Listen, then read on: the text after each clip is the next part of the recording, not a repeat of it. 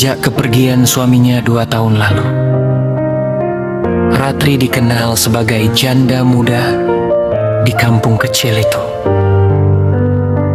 Sebutan yang terdengar sederhana, tapi sering terasa berat di pundaknya.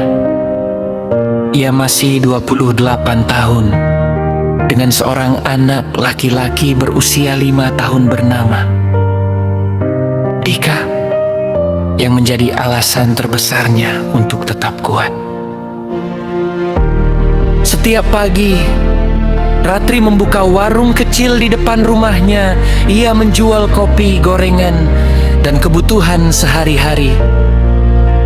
Warung itu bukan sekadar tempat mencari nafkah, tapi juga cara Ratri menata kembali hidupnya yang sempat runtuh.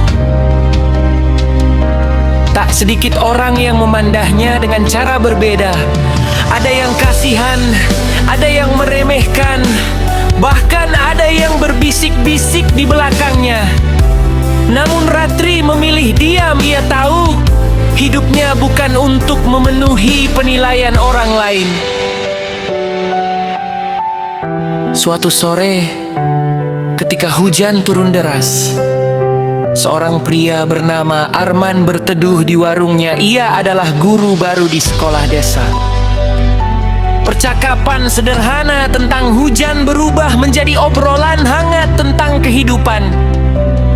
Untuk pertama kalinya setelah sekian lama, Ratri tertawa lepas.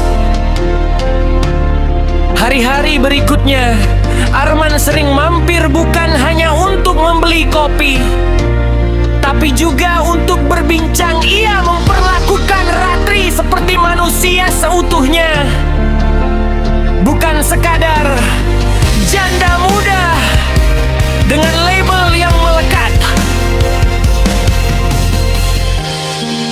Namun Ratri ragu luka lama belum sepenuhnya sembuh. Ia takut berharap, takut kehilangan lagi. Suatu malam Dika bertanya polos, "Ibu, kenapa ibu jarang tersenyum seperti dulu?" Pertanyaan itu sederhana, tapi menusuk hati. Ratri sadar, ia tidak hanya hidup untuk bertahan, tapi juga untuk bahagia. Beberapa hari kemudian, saat Arman kembali datang, Ratri menyambutnya dengan senyum yang berbeda, lebih hangat, lebih berani. "Pak Arman," katanya pelan, "kalau hujan turun lagi, jangan cuma berteduh, boleh juga tinggal lebih lama."